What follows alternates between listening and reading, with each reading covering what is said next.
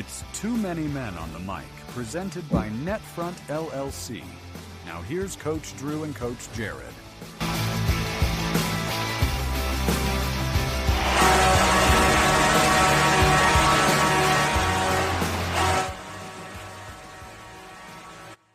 It's the summer edition of Too Many Men on the Mic, the first summer episode, and I'm wearing my Rush t-shirt because my older brother is going to Texas, I think, tomorrow to go catch the next iteration of Rush, one of the greatest Canadian three-piece bands, respect for the triangle. And they are playing down in Texas, and they have a female drummer. And I know that you love Rush maybe as much as I do, almost as much as I do. And so what are your feelings about this this new Rush formation? They're playing some songs that they haven't played since By Tor and the Snow Dog. By Tor and the Snow Dog. I mean, they had me when I saw that in the set list. I'm like, I'm in. Yeah. I'm in. The minute I saw By Tor and the Snow Dog, I'm like, we're digging deep. Now, this is absolutely unabashedly nerd rock. It is. Total nerd rock. It is. Nerd prog rock. I mean, they're talking about J.R.R. Tolkien stuff with Rivendell.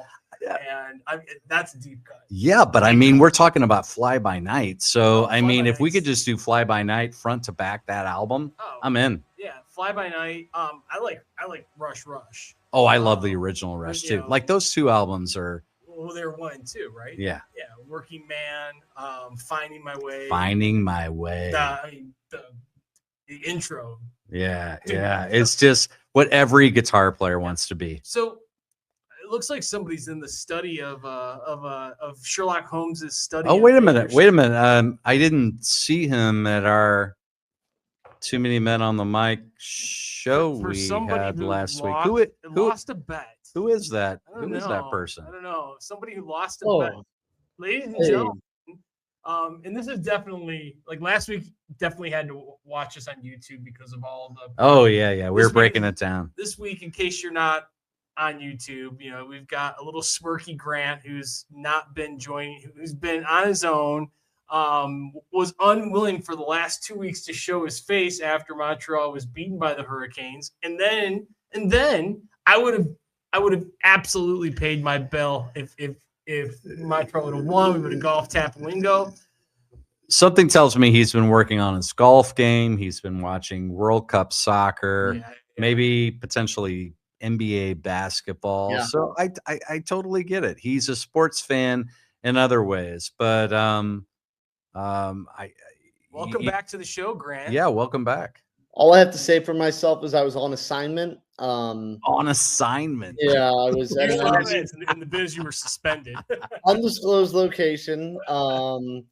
In the basement of my parents' house. I will say the last episode we had, though, I think we doubled or nothing Hurricanes to beat the Golden Knights. And if I'm correct, and I don't know a ton about hockey, I think Canes in 6. Vegas in 5. Jared Vegas in 5.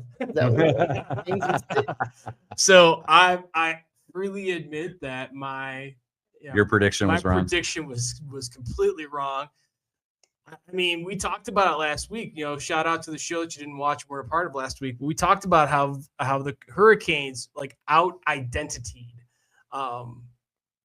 the Vegas Golden Knights, and we broke down some film. You would have been a hockey expert had you been on the show last week. Did you watch it? You were the view, right? I've seen clips. You've seen clips. But I noticed that Taylor Made hat, or is that a Taylor Swift hat? I can't tell. Taylor Made hat. Don't worry. I went golfing this weekend. Did 9 at Ruth Park, not so great. Did 9 yesterday after work at Dogwood. Much better. Oh, much better. Ooh. I was off for a few months. I had a little hiccup on Saturday, but the stroke was not bad. It was not bad yesterday. It was not nice. Bad yesterday. So we will golf this summer. I promise. Sounds great. I'm gonna probably golf this Friday because I'm gonna have it's gonna be a self day this Friday. A self day. It's a self-care day. Self-care day. Self-care day. Self-care day involves me playing guitar and playing golf. Well, we're here to talk about fun in this episode. Lots of And how do you have fun as a hockey player? How do you continue to have fun? How do you keep the joy in the game? And I'll just say, on the backside of having an 18-plus-year-old on the backside of the journey, and now a second kid coming through like you, fun is where it starts. Bob Mancini's out there some way cheering. Bob, we love you. And fun is what it has to be. And so our topic this week is how to keep fun in hockey. But we've taken it away from just two guys that have played hockey before. We've actually brought it down to a doctor, and Dr. Adam Gledhill, who is a PhD in all kinds of things, lots of initials that I have no idea what they even mean, but they sound important. And they probably are very important. But he's going to talk to us about how to keep fun in sports, right? Yeah, I mean, we're gonna bring. He likes to go by Adam, by the way. I was told, which is great. But we're going to. If you've ever read the book Freakonomics, excellent book. And the thing I loved about that book, and we're going to throw a picture of Dr. Gledhill up here, just so y'all can see him. He's a good-looking guy. I mean, sharp-looking fella. I mean, my first thought is like Henrik's out there somewhere. I know. He's like a Lundqvist. Right? Well, it's funny you mentioned Henrik. He's a Lundqvist because part of the way we kind of got talking is Adam was part of a study with the Swedish Hockey Federation, who we had experience with when we met John Lind. Do you say Swedish or Swedish? Well, I'm going to allow him to tell me how to say it. Exactly. But how do you say it here in St. Louis? Swedish. Spanish. Yeah, Spanish. Finnish. You must be Swedish because you sure can't finish. I love a Swedish fish. I do love Swedish fish. Well, we had the moms episode talking about moms. Fish. We're supportive. Got to get them back out here again. But anyhow, let's go back to fun. And as I'm reading this study and this paper and this article that Adam was a part of, one of the things that as a parent, as a coach, as a player, you have these assumptions. And I think back to when I read the book Freakonomics when I was in business school. And one of the things about it was there was this, I'll always remember there's this chapter and it was talking about what keeps a child safer in the car, the DVD player or a seatbelt. And most people are like, oh, seatbelt. Well, no, it's the DVD player because they're watching the DVD player. They're not fidgeting around and moving around in the car. And so there's a lot of things that intuitively you think is important to young people when they're not just playing hockey, but all the sports.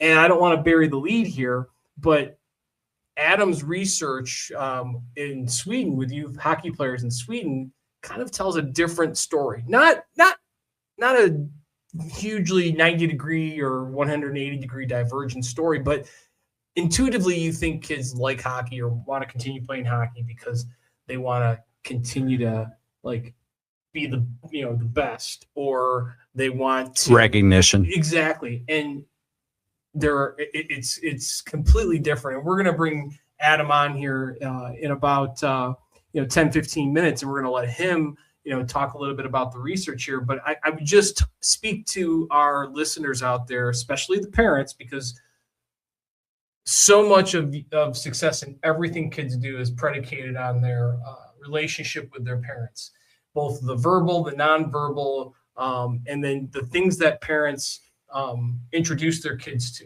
and the way the parents act. And there really is something, and I've been guilty of this, of focusing on sometimes the wrong things. Oh, yeah. And what ends up happening is it's like, when you think you're doing the right thing and you're squeezing too tight, the kid wiggles out and tries to run away. And that's the same thing with sports. If you think you're bringing kids into playing sports and you're focusing on achievement or things that really should be the outcome of having fun. Yeah, and I would only add to that by saying being on the backside of one who's been through the 18U journey and now a second one that's coming through, my perspective is completely changed. I know I was squeezing too tight. with my first one. And if there was an opportunity to have an extra sheet, play a game, be in a tournament, do those kinds of things, we were hands up. Absolutely. We're in. We're totally going to go for that. And what I've realized on the backside of my older being on the other side of the 18U journey is he having fun? Does he want to do this? And but more importantly, is he having fun? Is this something that brings him joy? And if it does, then we're going to support it. If not, then we'll think of something else to do. Well, and what I will say, as we, we're going to bring, so Adam is in the UK. And so, with our schedules, you're not going to speak British, are you? Oh, no. Or speaking in like a British accent. I once heard someone say, not speak British, speak in a British accent. No. I once heard someone say, though, that the English and the Americans are two very similar people separated by a common language, which, but Adam was a part of an article called An Investigation of Swedish Children and Adolescents' Fun Priorities in Ice Hockey. This was back in March of this year. It was published in the SAGE Journal, the International Journal of Sports Science and Coaching. So if you're a coach out there, maybe a good read. Sounds important. Sounds important. If you're a parent out there, it's also a good read. We're going to break down some of the key points of this article in our conversation with Adam, but we've got some questions that are going to dig a little bit deeper. We're going to scratch under the surface a little bit and understand some things that maybe surprised him as a researcher. And as somebody who has a PhD in child psychology and child sports, I think he's going to have some great insight and hopefully some great guidance to not just you and I, but our listening audience. He sounds like a great coach. Does he skate? Well, we're going to find out. We're going to find out. There is an ice hockey league in Great Britain. Some people think that ice hockey originated in Scotland. I wrote a paper on this in high school. Actually. Oh, I want to hear more about this. And what grade did you get? I probably not a very good one. I think the teacher wasn't a big fan of sports, but that's we're talking a long time ago. But I did write a paper about that. But before we bring Adam on, and as we're here, trying to fill some time about some things that people want to talk about. Yes, the Stanley Cup is done. I feel like we did a phenomenal job. If I do say so myself, of breaking down some areas where coaches and parents can take lessons from the Stanley Cup. And then we got into silly season, and it got really silly over the weekend.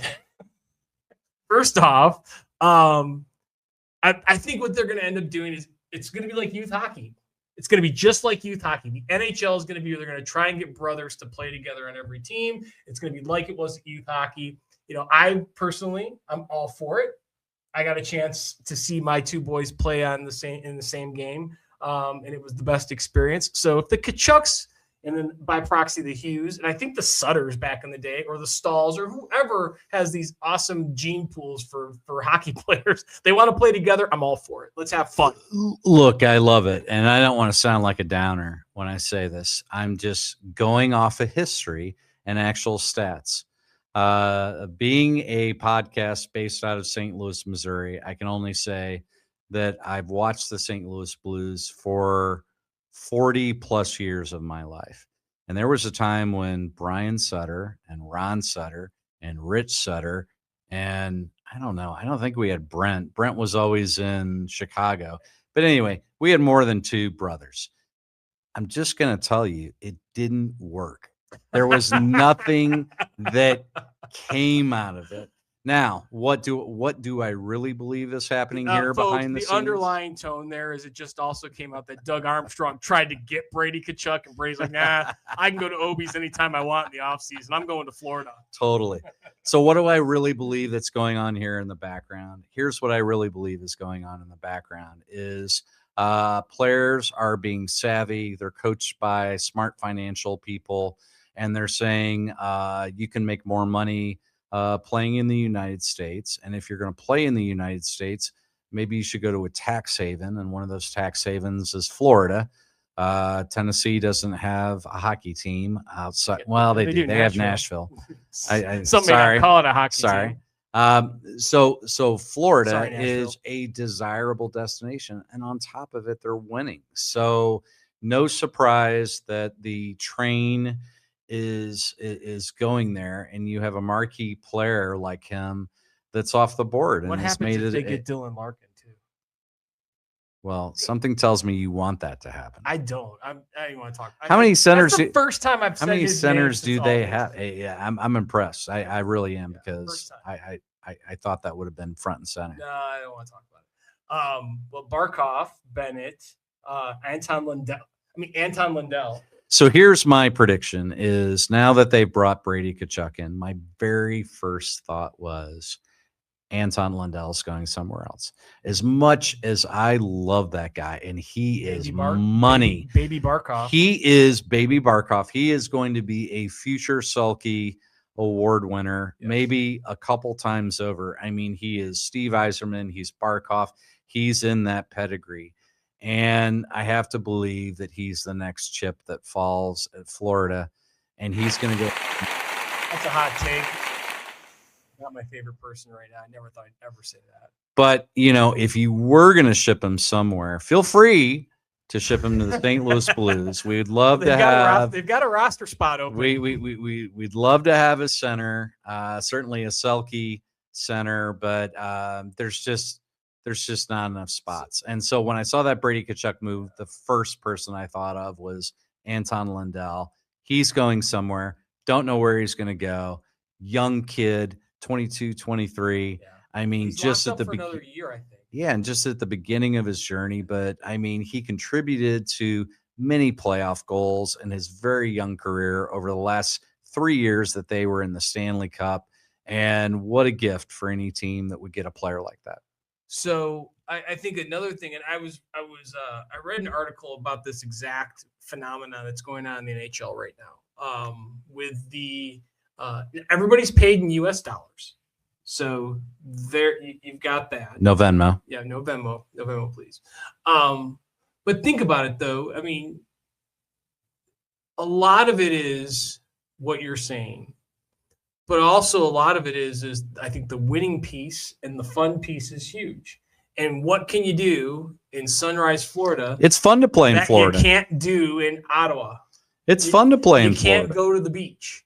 And I'm looking right now. I think we are until the NHL does something in order to balance the tax haven phenomenon, because that is absolutely a phenomenon. And look, like anytime you play a game in Florida, no matter what team you're on, you don't get taxed on that game check. But when you're playing 41 of your games in Florida, and oh, by the way, you've got Tampa, so you're playing another, it was at 44 games because you're playing Tampa 3 times. And then you go to Nashville for a game, you go to Dallas for a game, you go to Vegas for a game.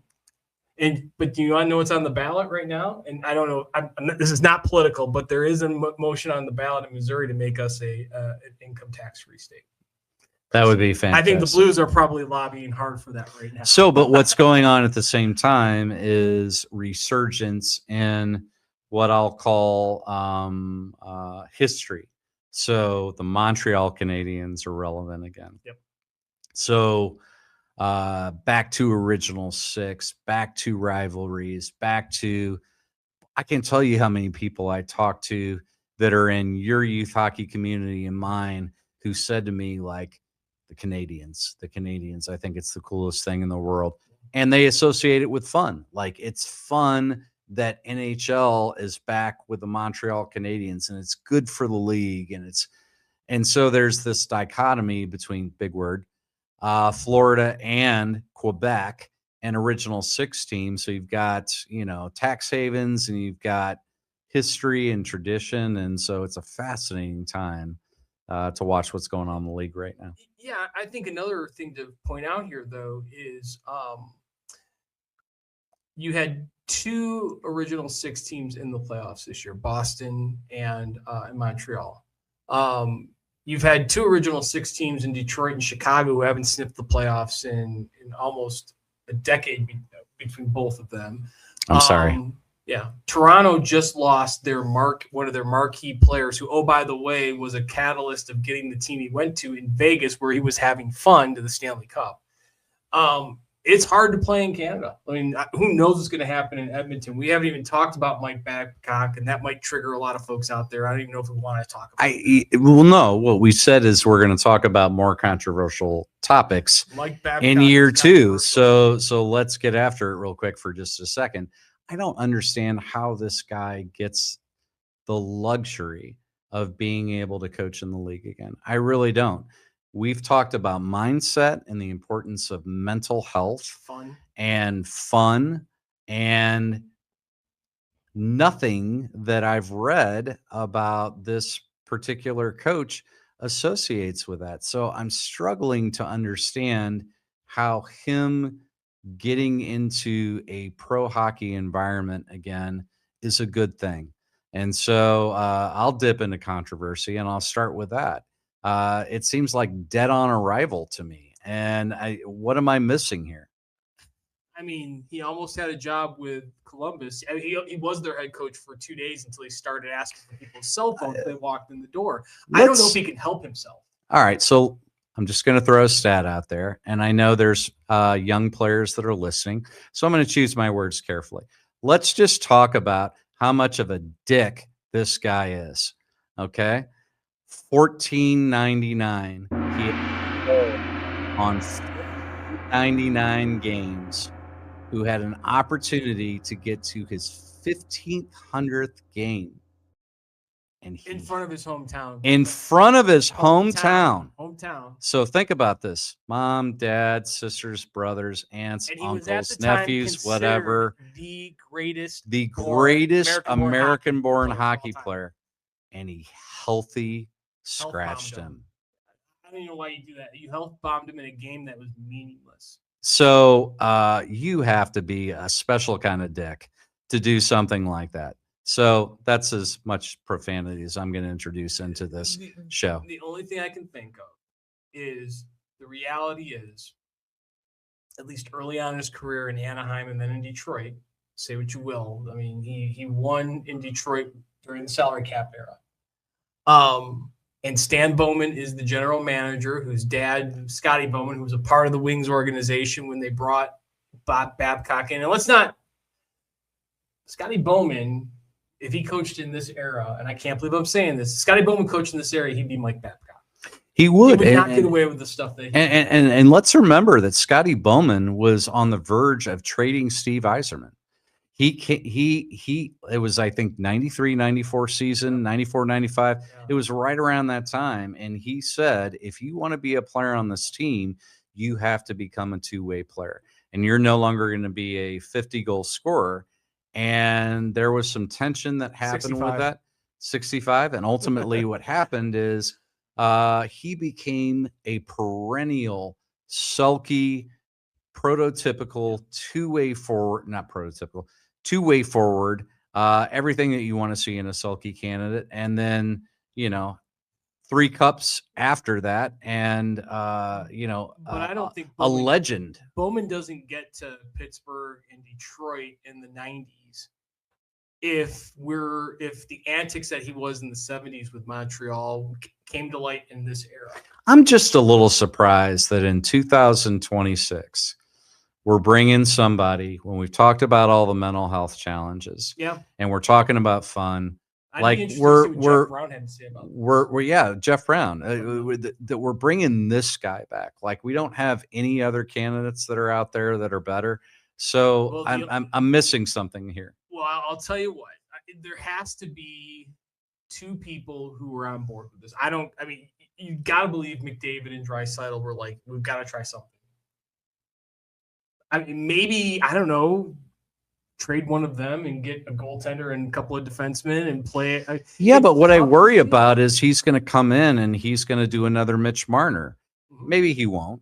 But maybe he'll go to the guy that is the newest draft pick that's going to happen here in a couple weeks. And he'll say, who do you think is the weakest guy or the best guy on the team? I won't tell anybody. Hopefully he did his homework and knows this exercise. Or maybe he'll do something different.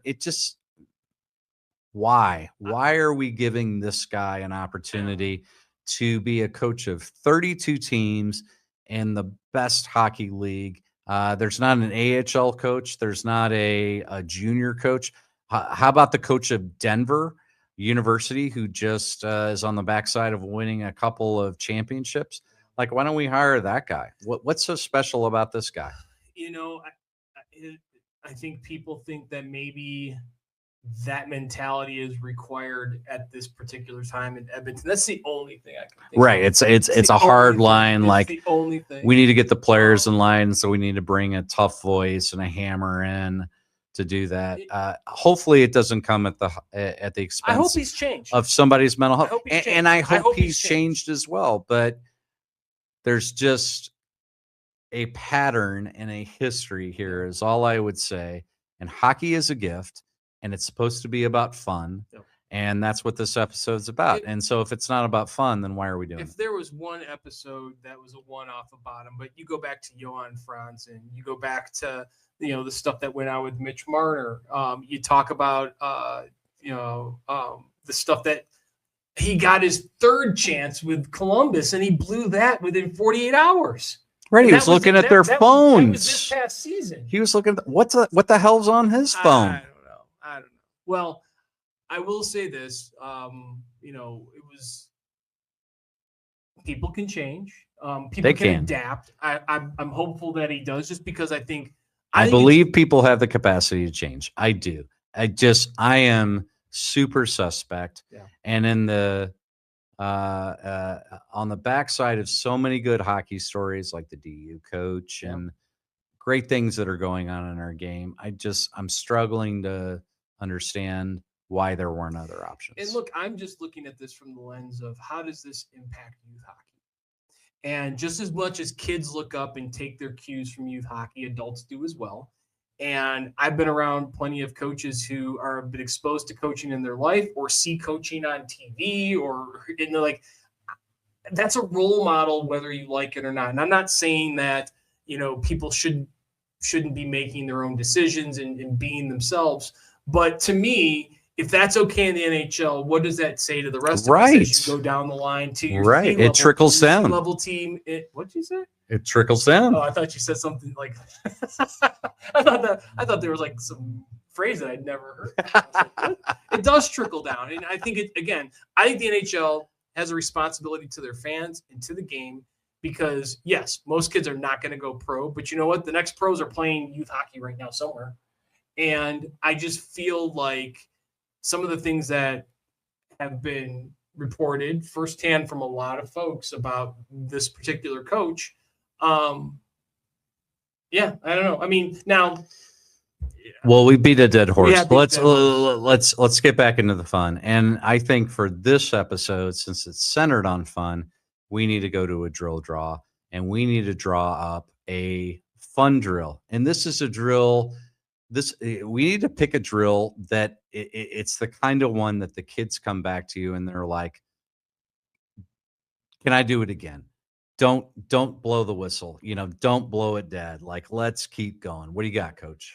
Well, here's what we're going to do. We're going to take a quick break, pay a few bills, come back and do our drill draw a little out of order, since we're going to be talking to Dr. Gledhill, Adam, as he likes to be called here after that.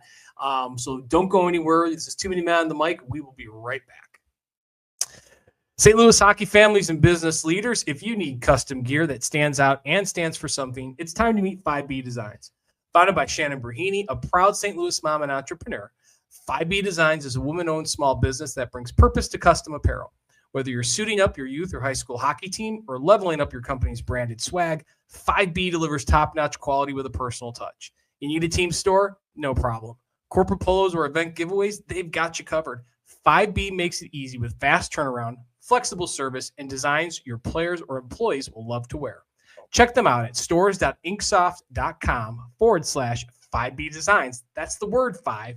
And if you're watching on our YouTube feed, go ahead and scan that QR code up in the top right-hand corner of the screen and see what great gear and great service looks like. Real quick before we jump back in, if you're enjoying Too Many Men on the Mic, hit like and subscribe on the YouTube channel. It's a quick click for you, but it helps us grow the show and keep bringing you great hockey conversations. You can also follow us on Instagram by scanning the QR code on the top right-hand corner of your screen. And be sure to download, follow, and rate the podcast on Spotify, Apple, iHeart, or wherever you get your podcasts. You can even go directly to our website, www.tooManyMenOnTheMic.com. That's the number 2. Those small things from you help us keep delivering new guests, downloadable coaching content, and more from the rink. All right, back to the show.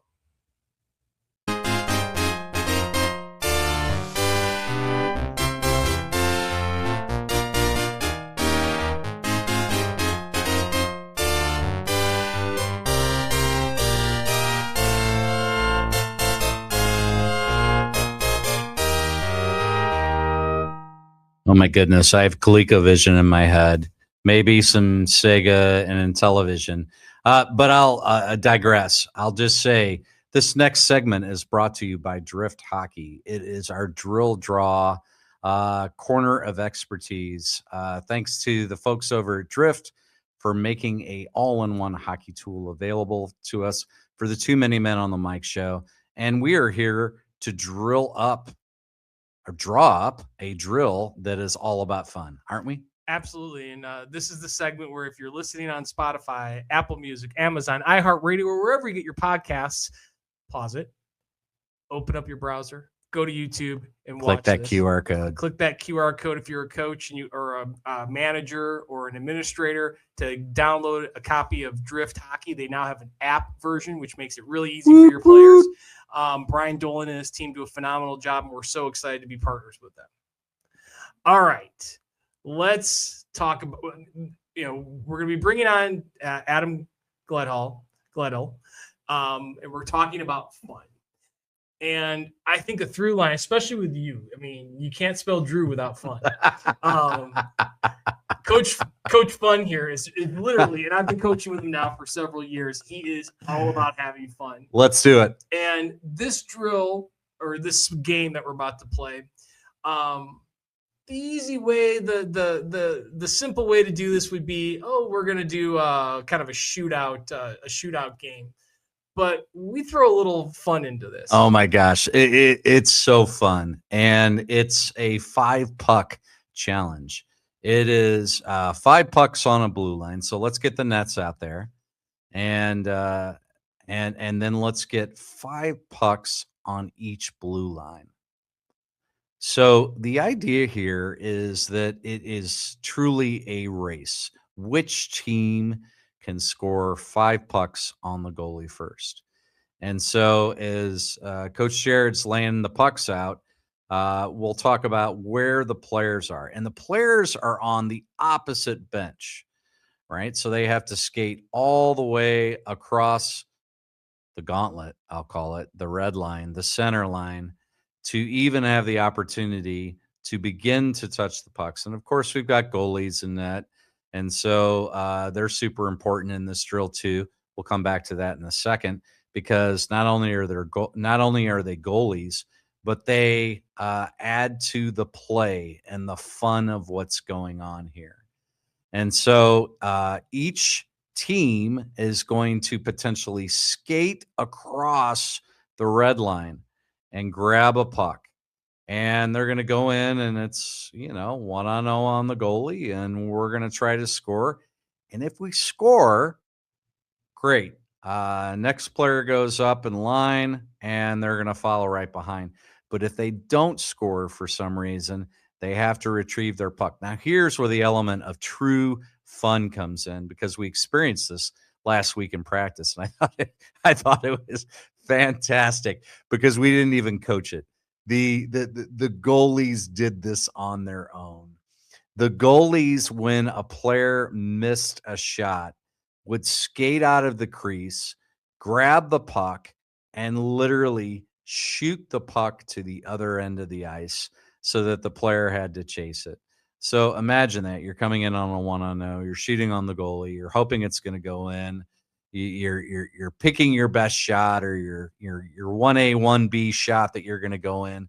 And for whatever reason, it doesn't work out. You think you're going to pick up your rebound, only for the goalie to come out and do their best Martin Brodeur impersonation of trying to score a goal from end to end. Well, Is that an accurate description? I think there's a couple things at work here. First off, if you miss, you have to, like you said, you have to go follow your shot, get your puck, and go skate it back and get it to the next person in line.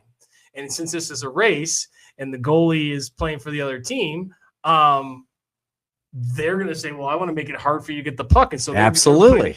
The other thing that happens is, and this is another thing that we didn't even coach, but I love it because it happened naturally, organically. If the players are crossing each other in the neutral zone and one has the puck on his stick, they'll try and poke the puck away. So you don't even get a chance to go down there. And so you've got, and there's a little bit of contact and rubbing going on as well. But the thing about this is every time we run this and play this game, because this is truly a game, I don't see a kid without a smile on their face. Absolutely. Until the team loses and they have to do a mountain or push-ups or something. But the funnest thing about this is the goalies get involved. And they sometimes, the goalies will sometimes race the shooter to the loose puck. I was going to say, I think the goalies have the most fun with this drill because when somebody misses, they aggressively go after the puck and they're like, I know you got to retrieve that puck and I'm going to make you retrieve it all the way from the other end. So I'm going to send it 200 feet to the other end and you're going to have to pick it up. And so you see these players head down, skating side to side, going all the way to the back end. Their players cheering them on, get the puck back to me. Chirps coming from the opposing chirps team. coming from the opposing team. And then you have this gauntlet in the middle where there's no telling what's going to happen. Right? Because it has nothing to do with the goalies. Once you get back into the gauntlet, there might be a player taking another player out in retrieval or coming back. It's fantastic. Well, and it's like, and then I've never seen a more puck. I call them puck accountants. Wait a minute, we scored that. Exactly.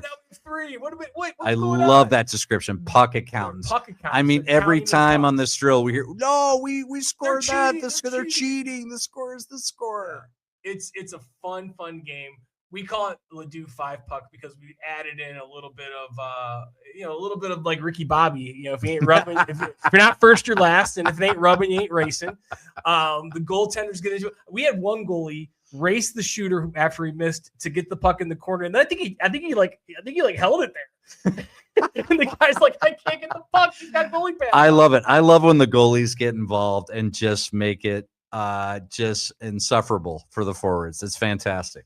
So head over to toomanymenonthemic.com. That's the number 2 at the beginning of that URL, and download along with 5 puck here, Ladue 5 puck, all the other great games and drills we put together by talking to great coaches and great administrators from youth hockey organizations and USA Hockey all across this country. This is my favorite.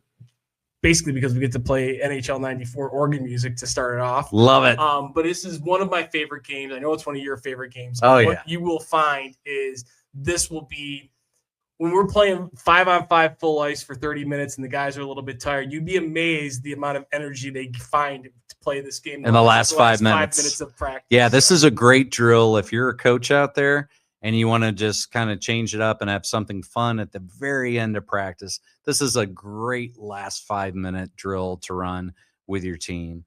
And it gets the kids chirping. It gets everybody involved. It's a great fun way to end practice.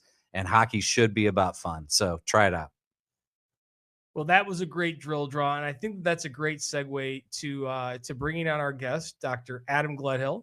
And folks at home listening, this is a great opportunity, I think, for us to expand our horizons when it comes to our perceptions, preconceived notions, and really, even if you're a soccer parent or basketball or football, baseball, or any sport, getting a perspective, and this is straight from the kid's mouth.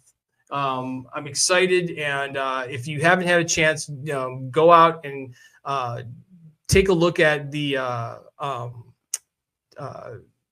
study that he and his fellow researchers did. It's in Sage Journal, International Journal of Sports Science and Coaching, and the title of the article was "An Investigation of Swedish Children and Adolescents' Fun Priorities in Ice Hockey." I'm excited to have this conversation. I think we're going to be offering just a great opportunity for people to learn. All I heard was fun priorities. Fun priorities. So we're going to welcome on Dr. Gledhill here, or Adam as he likes to be called, and we'll be back after this short break. Well, we're back from the drill draw.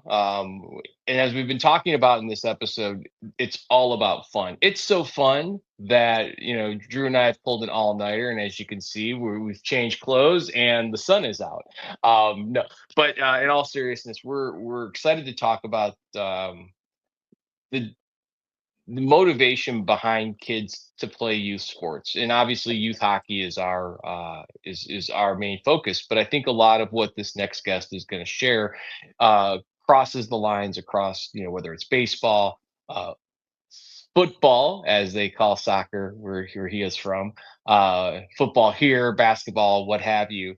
And I think, as I mentioned earlier in the show, I had kind of a freakonomics moment, not a freak out, a freakonomics moment where there's a challenge to your intuition as to why children enjoy and why they continue to play youth sports, and really why they stop. And so we're going to bring Dr. Adam Gledhill on. He's from Loughborough University in the UK. And I think, as I mentioned before, he put together with some colleagues a research article that speaks specifically to the impetus behind impetus. There's a word for you, Drew. That's a big word. It's a bigger word. Well, we've got an academic on today. But it was part of this article, an investigation of Swedish children and adolescents, fun priorities in ice hockey. This was published back in March of this year, and it was in the International Journal of Sports Science and Coaching, the SAGE Journal. And so, Grant, if you could bring Adam on. Adam, thank you so much for being on Too Many Men on the Mic, and hopefully that intro did you justice. Yeah, no, thank you very much. Very, very kind introduction. Thank you for having me on, guys. Well, so just to give our audience another primer here, back in August, Drew and I had the fortunate, we were very fortunate to have a chance to speak with John Lind from the Swedish Ice Hockey Federation. And then through working with one of the coaches another coach that I coach with, he had pointed out this article that you had written. And it just so happens that you had a connection with John through this research. And why don't you first off give us and the audience a little backstory. Tell us why England's going to win the World Cup, as I think everybody wants to hear that. But what was the driving force behind this research article? Yeah, so to take the two questions in turn, what's the driving force behind England winning the World Cup? Because we are overly optimistic every single summer football tournament when it comes to England, and we have this real belief that we'll win every tournament, despite rarely ever winning one. So we have this. I love it. We just have this blind faith and belief in trust that at some point it will happen because we're just incredibly passionate about it. And you know what? That's probably one of the best ways we can live life. But moving more onto the work, I guess I kind of connected with John through some other colleagues in Sweden about 18 months ago, maybe or so, and we found we had some real kind of common interests around what makes youth, kind of child and youth sport participation fun for young people, some of the links between kind of grassroots participation, maintaining participation, how that might link through into kind of talent development, and some of the other work that we've got going on at the moment around how and why might people make it to kind of senior professional and elite levels in team sports. So I guess John and I and the other colleagues that we worked with on this paper, we have this real shared passion for trying to ensure that kind of child and youth sport environments help them to be happy, help players to be healthy, help players to be productive throughout the time within the sports environments, and they get this real sense of enjoyment and fulfillment through sport, because really that's what sport should be for young people, right? It's an opportunity to grow, to develop, to experience fulfillment, to contribute to their broader health, but also help people develop some real strong, kind of values and character around becoming an adult in an ever increasingly challenging world. So lots and lots of different personal and professional reasons for this. I guess my kind of PhD is in talent development in youth sport, and a lot of the work that I've done over the past probably 10 to 15 years in a research perspective has been based within that space, and I've worked kind of within youth sport environments now probably for, again, going on for 20-25 years, working in those talent development environment type spaces, so actually living and breathing some of these things as well. So yeah, John and the other colleagues that we're working there, we have this real shared passion for those things. I love it.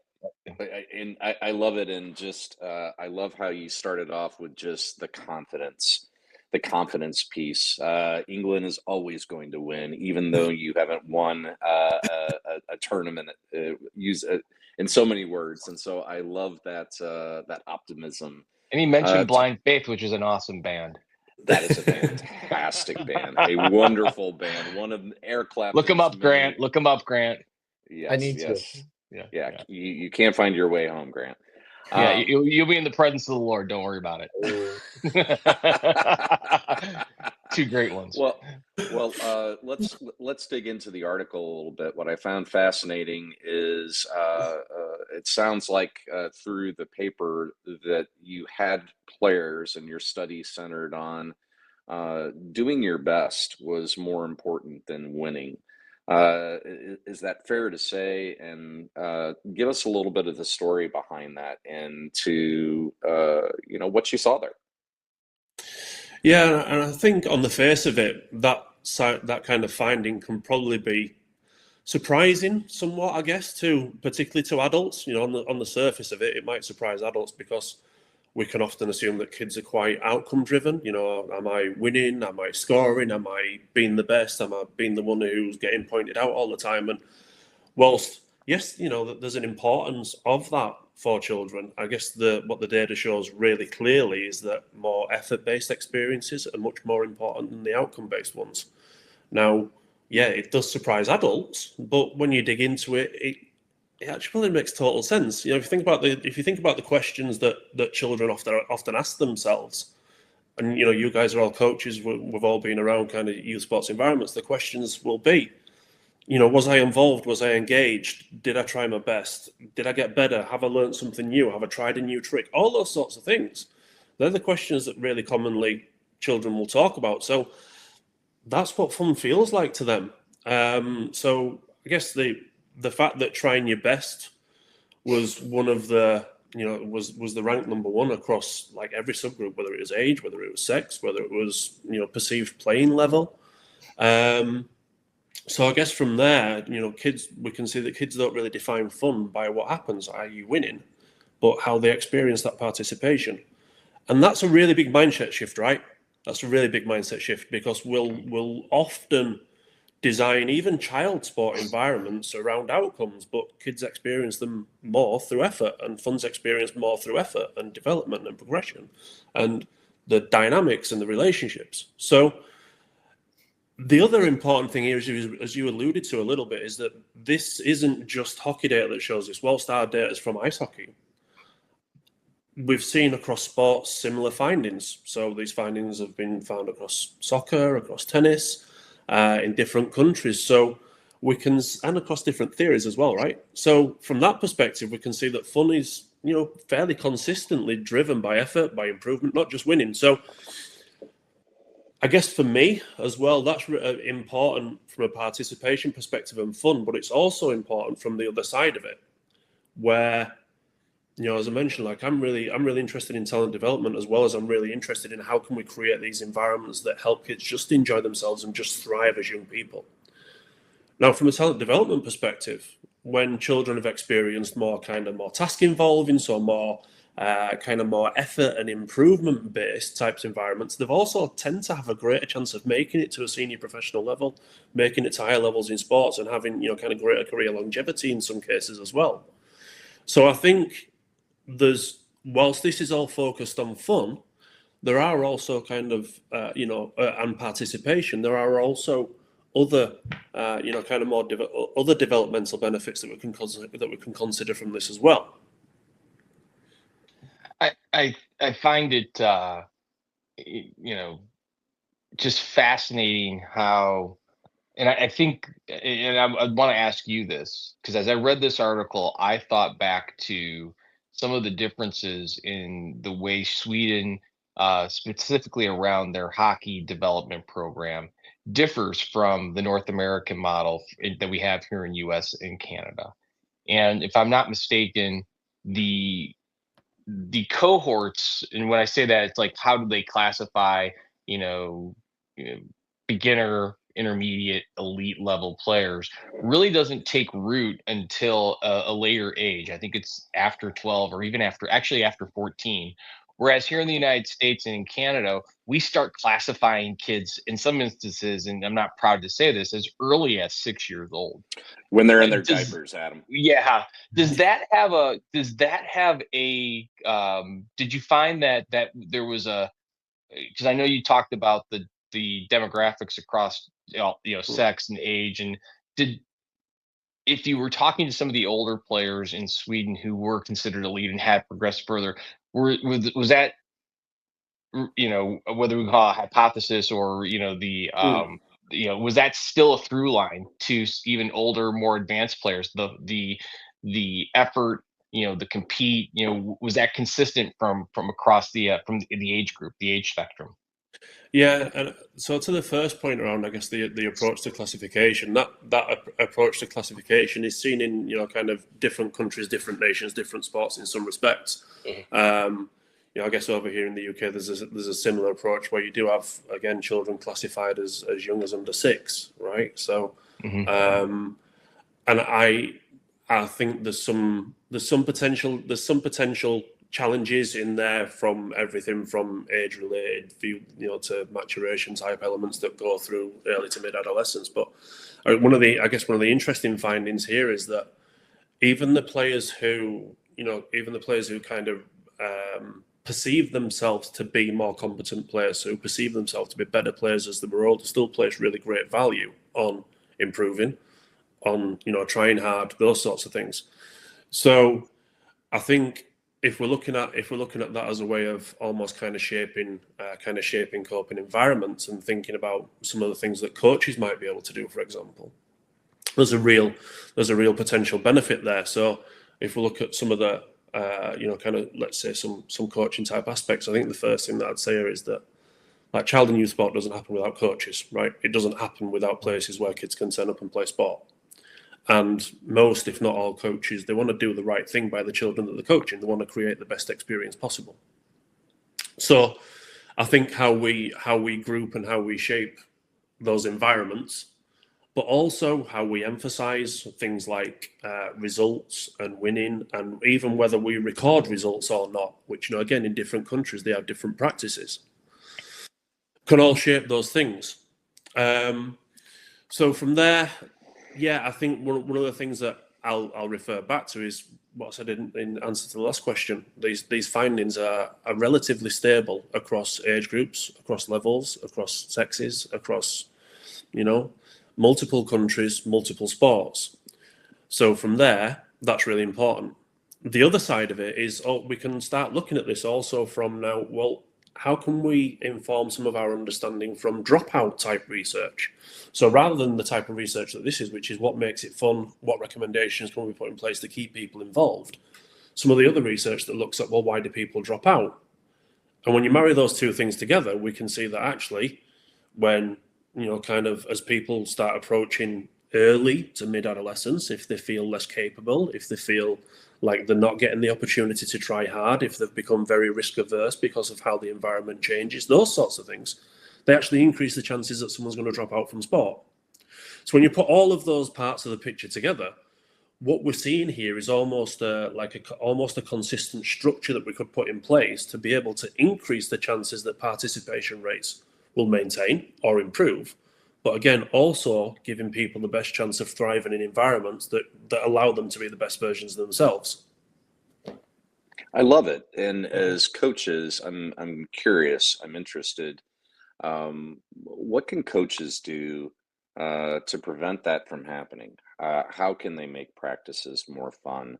Or what should they avoid and maybe they don't intentionally, they're not intentionally trying to do it, Yeah. but it just happens because they're wired around competitiveness, for example.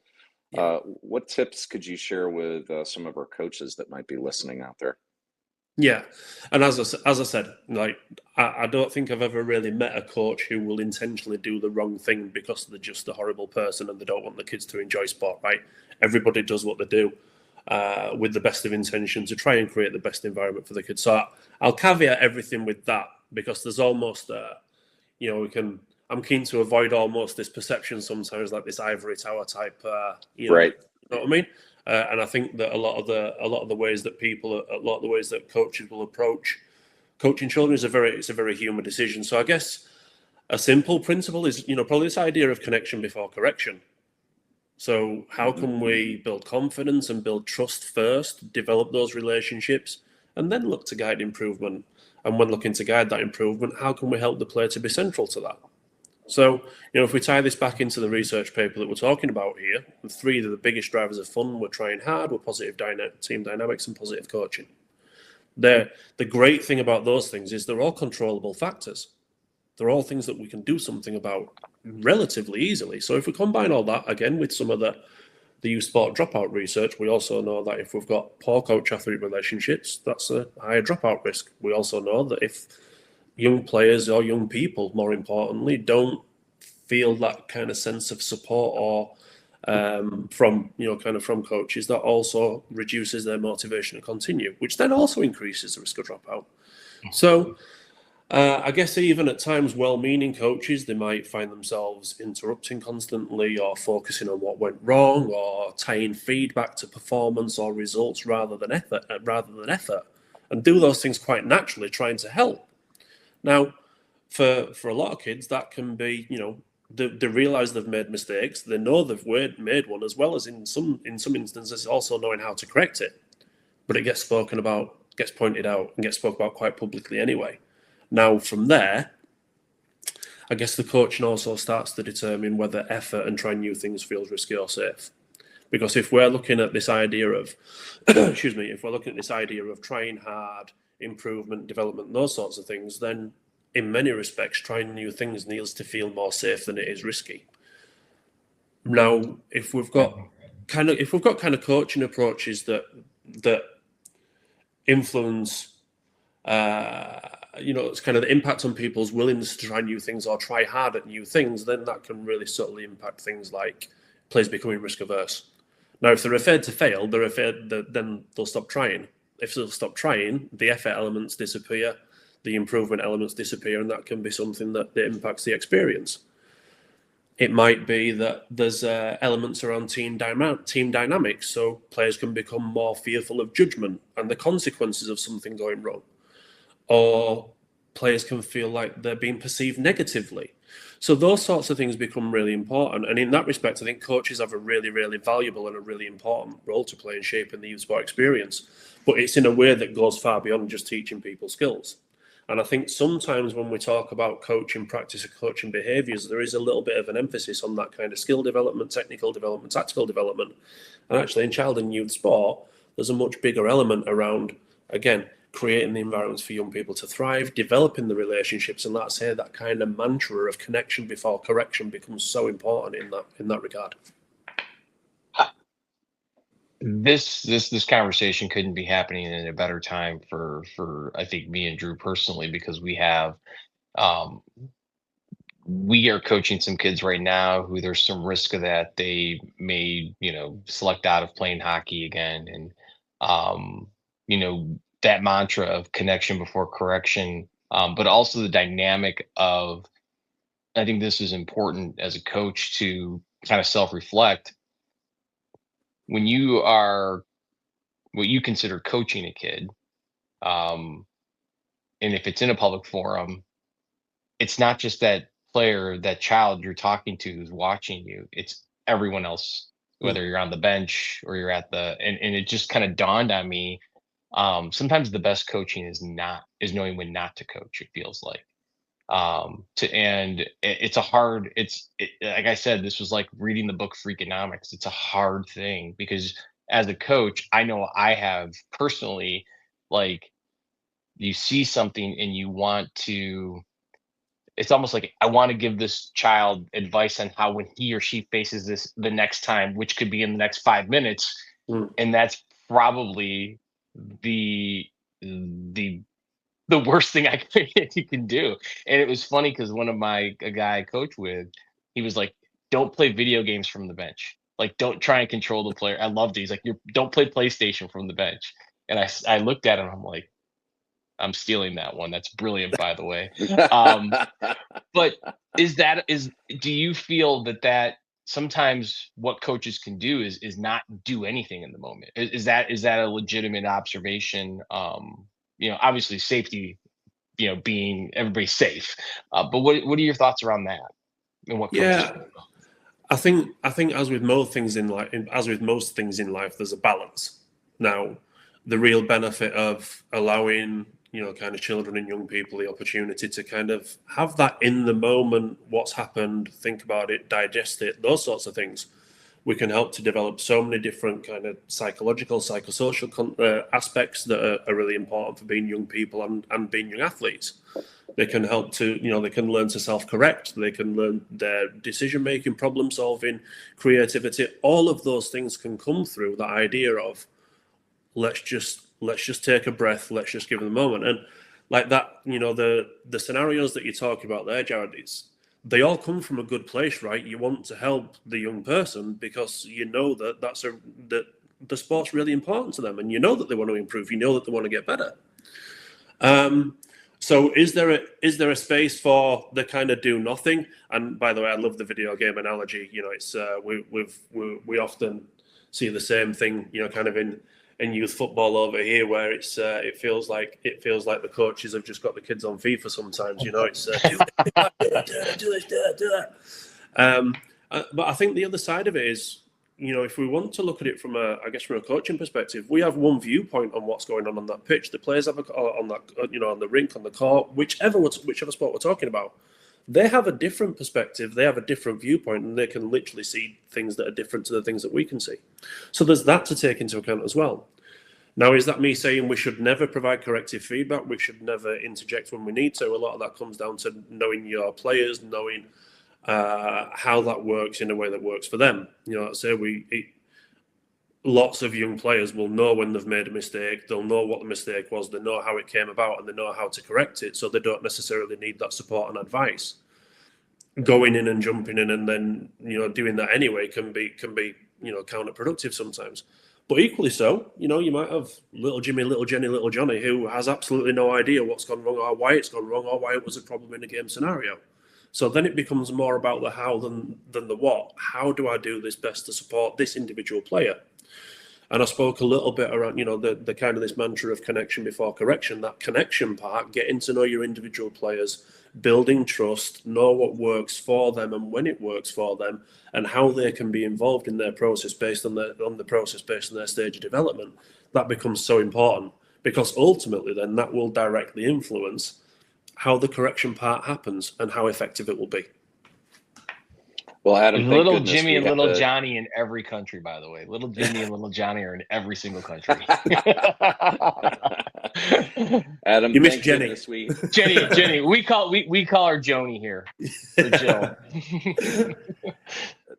Thank goodness we have a young person involved in this show. So, Grant, I want to hear your perspective on this. So, think back over your illustrious youth sports career and tell us, are the coaches that you remember and think of fondly, was it connection before correction for you?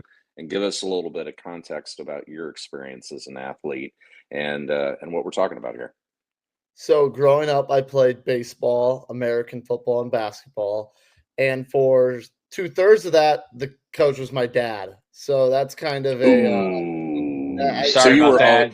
You were always in the doghouse. You have more in common with our sons than we thought.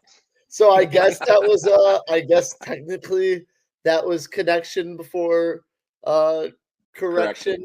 But I think then too, like in high school sports and in playing football my whole life too was your favorite coaches were the ones that, made that relationship with you, that, could joke around with you, could be a friendly face. And then if they needed to, especially as you get older, obviously, if they needed to coach you hard, it wasn't as much of, oh my God, this guy is such a, what, like you're not cussing him out under your breath. Like maybe you can see at that point, like just your dad. just your dad.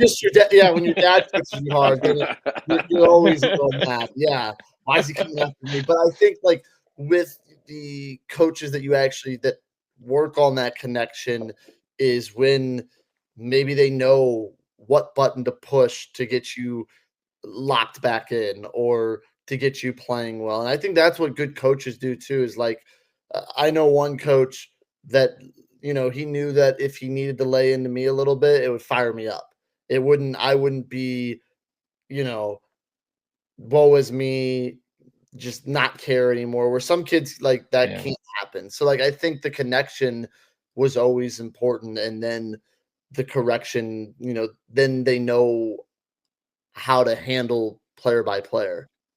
I think you said, and this is, I know I don't compliment you enough, Grant, but you said something profound there where it was, they almost like, and you didn't say it exactly like this, but the coach earns the right to coach you.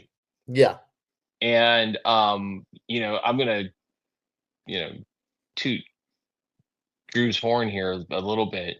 One of the things, coaching with Drew, and even in games, he will, when there's a good shift, you go down the bench and he tells the kid, "Hey, great shift," and love the effort.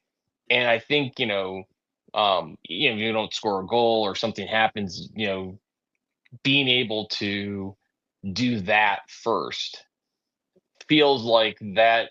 And again, one of the things you were describing, Grant, I think as you got into high school, you're also a little older, and so Adam, is sometimes the best thing a coach can do, whether if it's do something, is just to get to find a positive to talk about, even in the face of some or perceived negatives going on, whether it's a game or practice, but find the one positive. I mean, how does a coach recognize when they've got to lean into that versus the traditional coaching piece?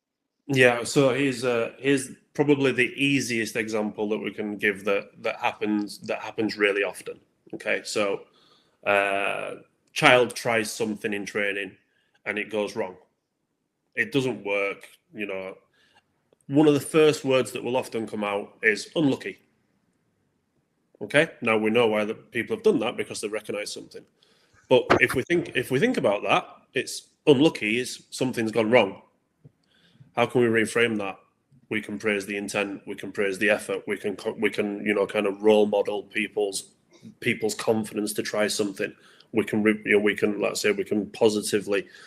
of positively recognize the confidence to try something new and something different. So we switch the emphasis from you've tried it and it went wrong, unlucky, to you've tried it and I'm really pleased that you've tried it, and I'm really pleased with your intent, and I'm really pleased with your willingness to do that.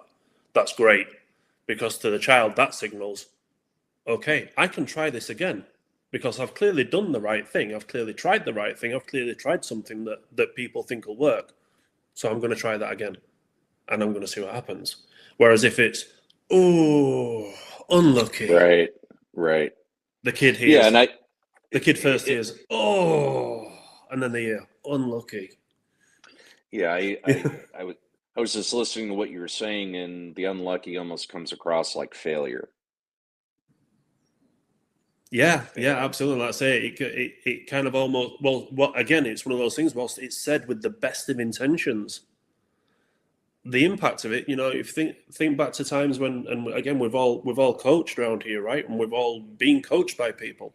Think about the times when you've heard a coach, whether something's gone right, wrong, or indifferent. The coach who's said, giving you the thumbs up, giving you the nod, giving you the smile, acknowledge what you've tried to do, regardless of the outcome. The body language there is often will go from to, whereas if it's, unlucky, it's often still walking away with head down. So right. that, in terms of in some of these simple things, that's probably the easiest example that I can give of the thing that we're talking about here. Yeah, I would just add on to that we can only speak from our perspective as coaches, but Jared, I think you and I really make a point in practices to recognize that practice is the opportunity to get better. If we want to try, and you know what, it's not always going to work out, but that's what practice is for. That's why we try. We might not get the exact result we want the first time, but try again. That's why we're here. And if we create an environment in practice that it's okay to be unlucky, to use your words, then by the time we get them in a game situation, I have to believe, or I want to believe, that then we give those players the confidence to be able to step into the game and say, you know what, I've tried. I did it in practice. It didn't work out every single time. But going through that experience of practice makes me more willing to step into a game situation and confidently try again. So just practice, I believe, is your opportunity to try and fail and experience that. And if we do it enough, and if we look at practice that way, that failure is okay. And there's a better word for failure. I can't find it right now at 7:13 in the morning in the US right now, but that it's okay to do that in practice. And then my hope is, by doing that, that then translates over into a game situation, and that player just has a little bit more confidence than maybe they did before they came to practice. Is that a fair assessment? Yeah, Drew, and I think coaches obviously have a really important role to play in that, but we're also speaking here, I guess, moving into a territory of a little bit of a wider environment around the player as well. So how much are teammates reinforcing that? How much are parents reinforcing that? So from a parent perspective, and that coach parent dynamic can become really, really important there in how we shape some of these, I'll call them fun experiences, because that's what we're talking about: trying new things, getting better at it, succeeding at it. And I think parents, they absolutely matter in this as well. They're probably one of the most powerful influences in a child's sport experience. And it's really not about kind of pushing the performance or the outcomes and those sorts of things where they have great value. It's about kind of creating that climate where children feel supported, young players feel supported, feel able to try, feel connected to other people, those sorts of things. So I guess some of the things that we're talking here from a coach perspective, they also, kind of really apply from a parent perspective as well. Did you try your best? Did you enjoy it? What did you enjoy the most? What did you try hardest at, and why did you choose to try hardest? Those sorts of things, the kind of questions that can help in there, rather than, kid walking through the door with head down and shoulder slumped. Oh, did you win? Head down, shoulder slump, even more. Yeah.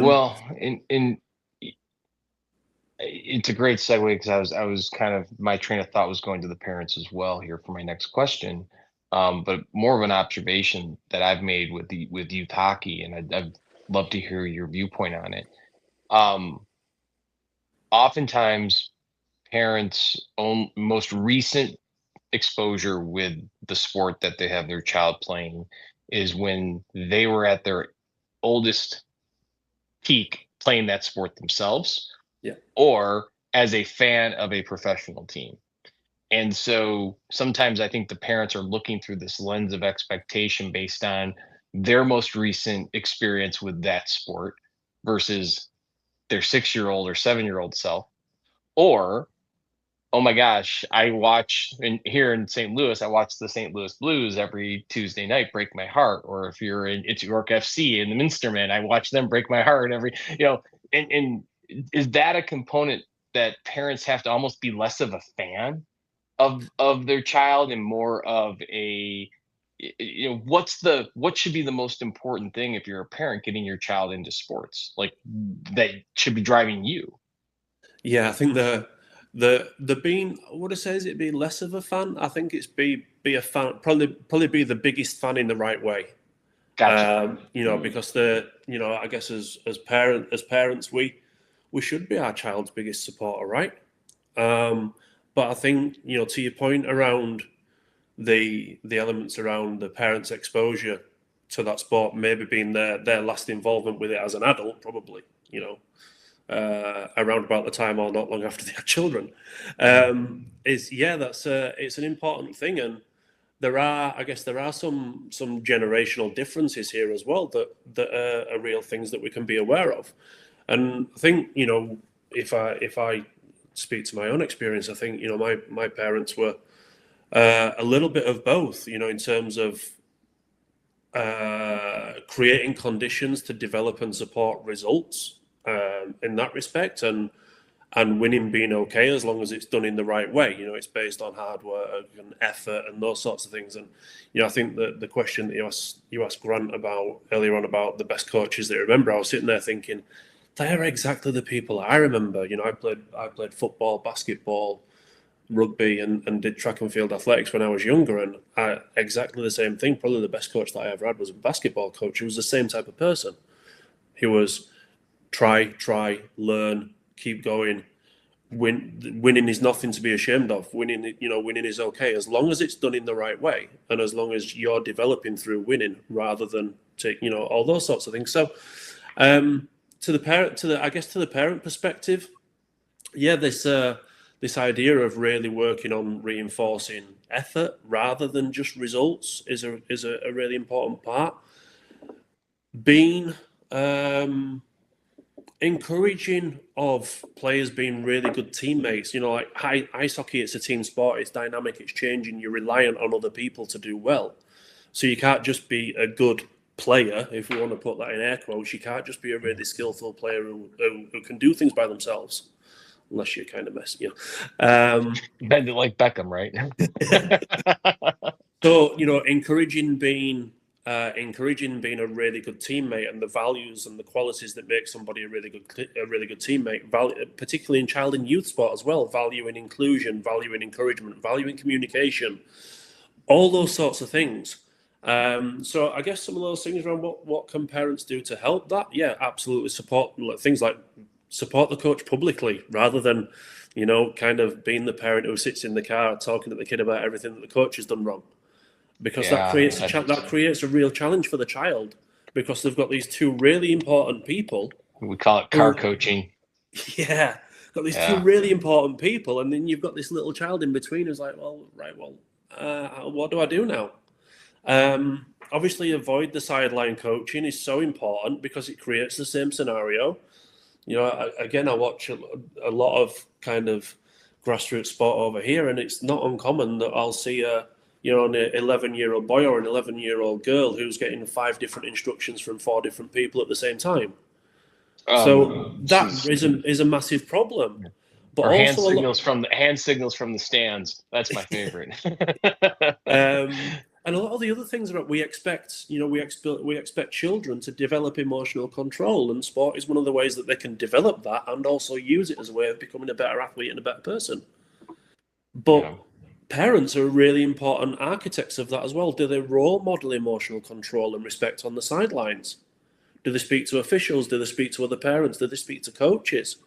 Do they speak to teammates in a way that role models that emotional control and respect? So lots of different things there. And I think often with the best of intentions, we can look at how parents might directly and indirectly influence, young players' development. And quite naturally, sometimes some parents will go to tactical advice or outcome focus, win-lose, or sideline coaching, or the post-game critique in the car coaching and the car ride and car journey home, right? Mm-hmm. When, again, if we look at it almost from an evidence-based perspective, the things that really impact whether or not a child enjoys their sport and, in some respects improves, and in some respects how far they go, it's the amount of emotional support, the effort reinforcement, the behaviour modelling, creating psychological safety where children can just speak and say what's on their mind without any fear of recrimination. Those are the things that are actually really important in both the enjoyment, the fun, but also again, the progress and how well people develop as players. So arguably, I guess one of the biggest impacts that parents can have isn't necessarily on the performance. It's how children experience the environment and how prepared they are for the environment. Now, if we directly connect that back to our study, children value trying hard, positive teammates, positive coaching. So parents can reinforce all three of those things by valuing effort, by encouraging really good social behaviors, and by supporting the coach. Yeah, I love it. I love it. I want to play this video before the beginning of hockey season, Jared. And we just got our parent meeting topics done. Adam just knocked out our parent topic meeting. Hey guys, watch this episode of Too Many Men on the Mic, and if you only watch one part of it, just watch the last hour. Yeah.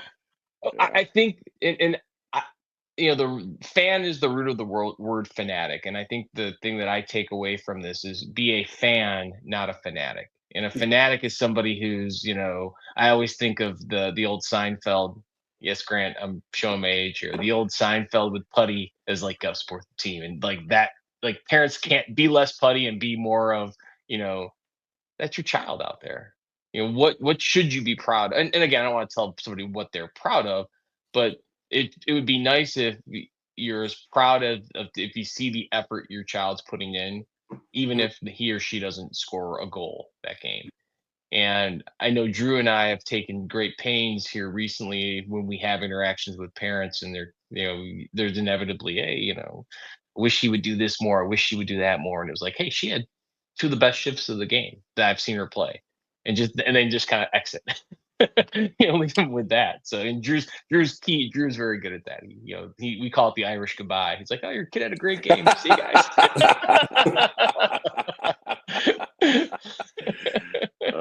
Well, Adam, this has been fantastic. I love talking about this. Thank you for promoting fun, because sometimes we just get a little bit too intense as parents, as fans, as coaches. And so this is a great reminder that you can't have sport without having fun. Grant, thanks for chiming in and giving us your stories on great coaches. Jared, I think you had some takeaways as well. What a great session. Yeah, thanks, Adam, for joining us. Yeah.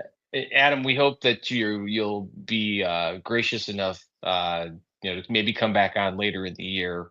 This is our second year with this show, and we really have three pillars when we talk about youth hockey, and really it does translate across all youth sports, but that's the player, the coach, and the parent. And what we've tried to model with all of our guests and all of our quote, air quote experts that we bring in is looking at those three perspectives. And I really believe that there's probably 10 more topics we could cover, and we'd love to cover it with you at a different time throughout the season. But thank you so much for coming out. We hope you enjoyed yourself, and best of luck to England. Hopefully you're singing the Three Lions, and you're bringing it home. Because although Grant may be like a little bit, I don't think Grant wants England to win. Grant's our huge. He's our big football fan here. Both American and world football. So maybe like Adam, I'm still holding on to the delusion that the United States can win it. So hey, blind faith. Blind faith. There we go. Hey, we're 2-0. We've looked pretty good so far. Looks pretty good, man. You're doing better than we are. Well, I'm actually I get excited because my son has all of his buddies. My son is a huge hockey player, and all of his buddies are hockey players, and they're all over the house when they're watching the World Cup, and I'm like going, it's pretty just like what an unbelievable event. First off, to have 64 nations, then 30, it's just 48 nations, then 48. Just amazing to me. So but it's been a great conversation, and we hope you had some fun, and enjoy the rest of your afternoon. Yeah, no, thank you so much for having me on. It's been a great conversation. I've really enjoyed it, and be delighted to come back on with you guys. So thank you very much. Good. Thanks, Adam. Well, I learned a lot this episode. What I learned is that Grant knows a lot about soccer, way more than I thought he did. I mean, he got deep into stats, teams, areas of England that I've never even heard about. So well done, Grant. Well, Drew, Yeah. the more you get to know me, I know too much about a majority of sports, and hopefully I can get the most hockey. That's my one lacking point. So see that's Grant trying to. That's connection before correction. I feel from Grant to you, Drew. Right, right. I just feel, and again, one, I got to go back to